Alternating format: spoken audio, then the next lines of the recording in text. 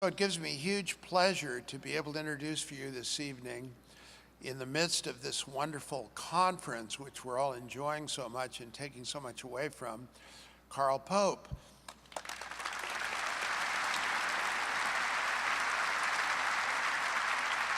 Let's look at the reality.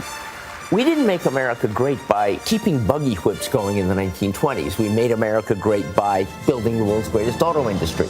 We are building right now. We have the opportunity to build the world's greatest clean energy industry. We ought to be embracing a future.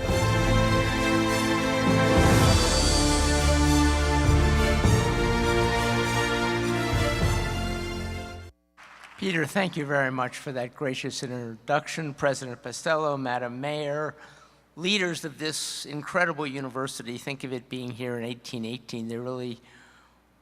That's astonishing. This was not the middle of the country in 1818. This was the way, way farthest westward edge. And it's been doing wonderful work ever since then. And it's doing more wonderful work by hosting this conference, and it's an honor and a privilege to be here.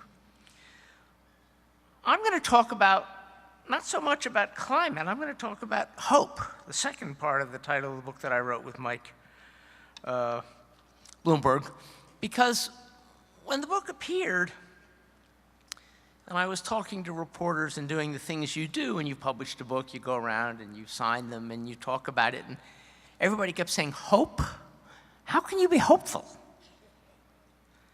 And my response was that the key thing to being hopeful about climate, at least, is not to listen to what politicians say, because that actually won't make you very hopeful, but to watch what people do, which is really much more important. The climate really doesn't care what we say. The climate cares what we do.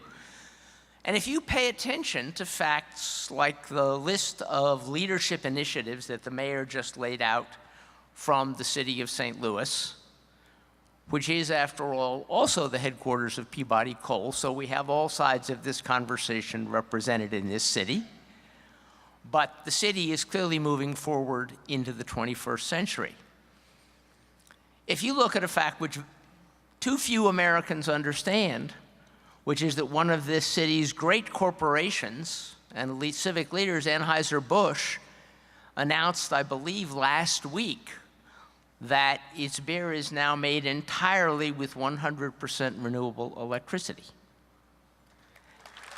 Yeah, let's hear it for Anheuser-Busch. So, a few other facts that might surprise you. In the last 5 years, the United States has cut its climate emissions faster than any other large economy on the planet. That didn't stop when Donald Trump became president and announced that climate change was a Chinese hoax. In fact, in 2017, the first full year of Donald Trump's administration, the United States once again led the world in climate progress.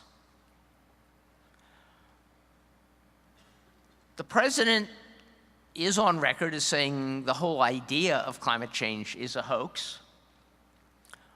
But it is interesting to note that one of the things he did about 8 months into his administration was the very first trade barrier that he erected was to put a tariff on Chinese solar panels. So even though the president says he doesn't believe in climate change, and he doesn't believe in the clean energy revolution, he's clearly worried enough that the Chinese are going to own it that he had to put up a trade barrier. We have another politician, the Secretary of Energy, Rick Perry. Mr. Perry, who has been instructed by his boss, I suspect, has spent a huge amount of his energy trying to bring back coal as the primary source of America's electricity, which it used to be. Only 5 years ago, coal was providing 50% of our electricity. Today, it's only providing 30%. But while former Texas Governor Perry in Washington has been giving speeches about bringing back coal, back home in Texas, 2018 will be the first year in which wind energy provides more electricity to the people of Texas than solar. This is not, for the record, because Governor Perry was succeeded by a liberal Sierra Club member. No, it's because it turns out ratepayers in Texas like cheap electricity. And wind and solar in Texas now cost about 3 cents a kilowatt hour, and coal costs 6, twice as much. EPA Administrator Scott Pruitt has been, again, giving a great many speeches about how he is rescuing Americans from having to buy renewable electricity. He did the same thing for 8 years as Attorney General of Oklahoma. When he became Attorney General of Oklahoma, the state got 38% of its electricity from coal and 3% from renewable energy. When Scott Pruitt's term in Oklahoma was over, Oklahoma was getting 32% of its electricity from renewables and only 20% from coal. We are seeing a revolution. And the revolution is being driven not just by concern about climate, although that's what started it off. That's why the original entrepreneurs who went out to develop wind turbines and rooftop solar panels were worried about. But it's being driven by the fact that right now, clean energy is cheaper, it's cleaner, and it's more reliable than fossil fuels. And as the head of the nation's largest coal-burning utility, the Southern Company says, the renewable wave is coming, and you can't keep a wave off the beach. So looking at that one little piece of the climate problem, you can see that not only has the revolution begun, the revolution is well underway, and within the next 10 and 15 years, the United States will be essentially powering its light bulbs, charging its laptops, running your electric car, because you will be driving an electric car 15 or 20 years, and that will all be done with the power of the wind, the power of the sun, and the power of falling water. So that is an extraordinary change, but that's just the beginning of what we look at. And now we're going to get to some of the maybe harder news. Gave you dessert first. I want you to imagine that you had to make a choice. One, your aspiration could be that your generation, whatever generation you belong to, was going to be the generation that left behind the best possible legacy. The generation that did the best job of passing on both a nation and a world that were going to be better for the next generation, that were going to be more secure and safer, where people were going to be healthier, and where people were going to have greater and more broadly shared prosperity. And that's one pathway you could dedicate your life to. So think about that one. It's got some very attractive features.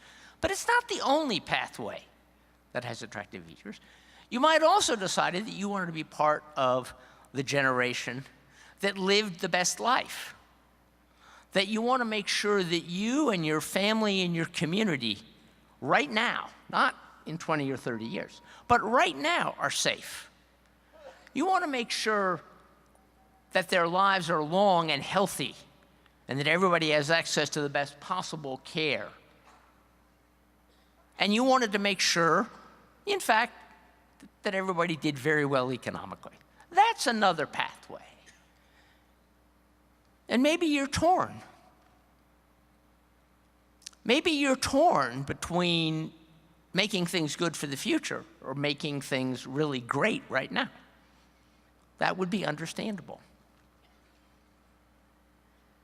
And for many, many years, people like me, people who were environmentalists, kept saying, pick the future, pick the future, pick the future. That was our message.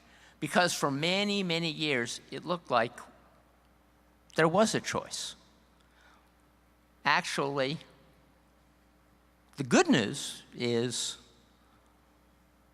that choice isn't a choice anymore. Right now, if you do the things that maximize American prosperity, that bring down the things that are killing people, and that make our communities safer, you will also be doing the things that will be good for tomorrow, because we live in an era in which the threat to our lives today and the threat to our grandchildren's lives are outmoded technologies from the 20th century.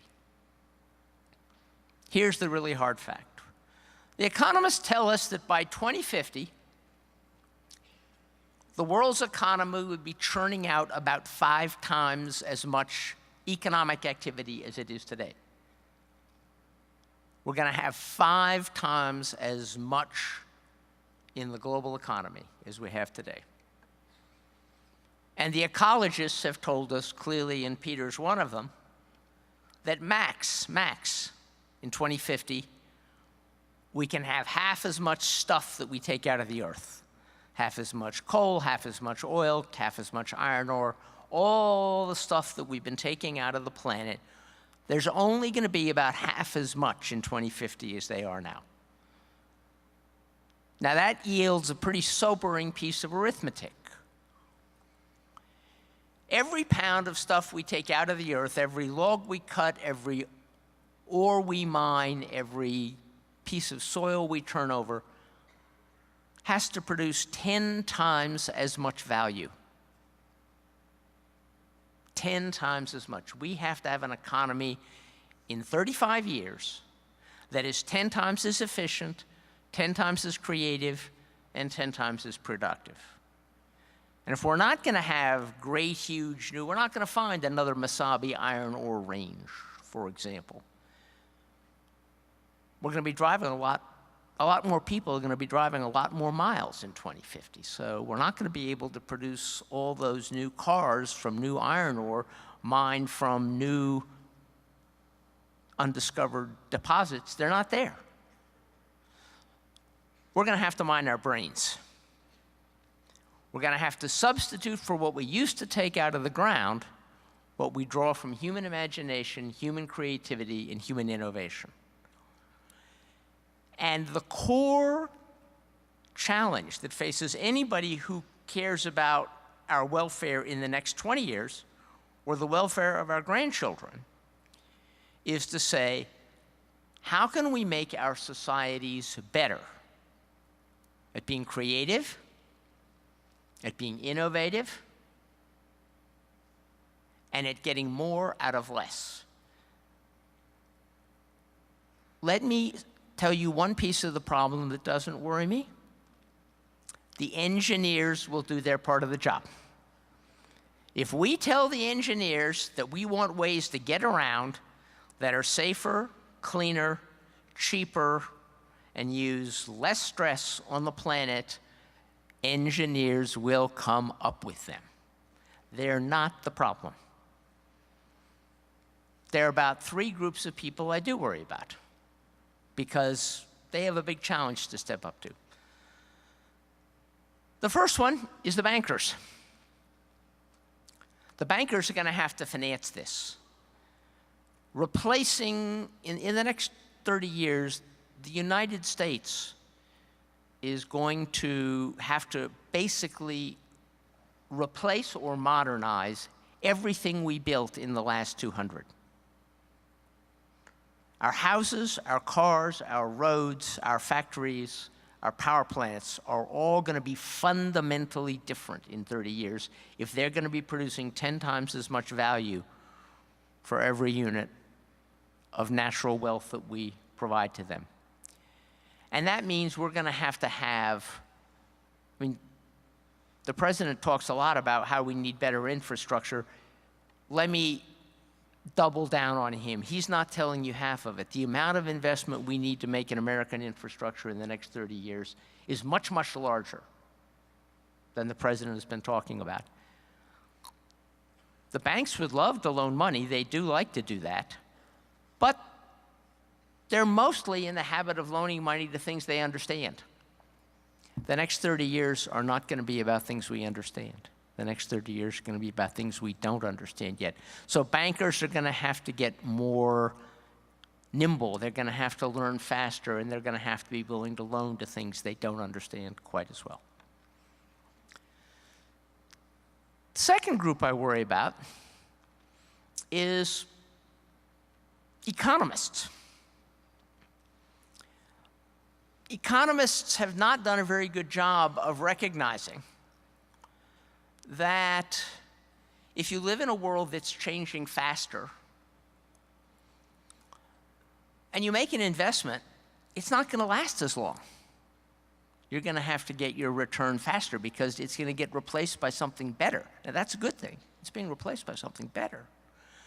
But the economists haven't figured out how we design an economy that can run as fast and change as fast as both the American and the global economy are going to need to do. So the economists also have a lot of learning to do. And finally, I worry about the politicians. And I worry about the politicians because they think in 2-year time cycles. And what we need is leadership that can think in 25-year time cycles. And that's where we all come in. If we continue to choose when we vote men and women who only talk about the next couple of years and who act as if 10 years from now was an impossibly long way away, the next 20 years are going to be very challenging. But if we start saying to men and women who come and say they want to serve us, what are you going to do about this long-term problem? Not what are you going to do about the pothole in front of my house, although I'm sure, Mayor, you do a good job with the potholes. And I'm sure you get a lot of phone calls on the potholes. I'll bet she doesn't get a lot of potholes of the question of how do we actually flood-proof the Mississippi River in a changing climate. She's working on it, but she's not getting a lot of phone calls. And that means a lot of other mayors are not working on it. So our job in this mix is not so much what we do ourselves. It is what we ask of our leaders. Yes, what we ask of the mayor, but also what we ask of the CEO of the company we work at, what we ask of the school board, whose schools we send our children to, what we ask of the stores we shop in. If you're a young person and a student and you're out either applying for a university or applying for a job, make sure you ask in that interview, what are you doing about the future? Because really, that's the key thing we have to wrestle with. We have to look at the world and say, if we do the right things, it's going to be better now, and it's going to be better tomorrow. But there is, unfortunately, an option. It's not a choice between now and tomorrow. It's a choice between learning something new and hiding in the basement. And it's scary out there. It's scary to have to learn new stuff. It's scary to have to change. If you're a CEO and you decide to put your company on the line for renewable electricity and it doesn't work, you will get blamed. Most of us aren't too big on getting blamed. So the real difference between a climate of hope and a climate of despair is actually what Franklin Roosevelt said. We have nothing to fear but fear itself. Thank you very much.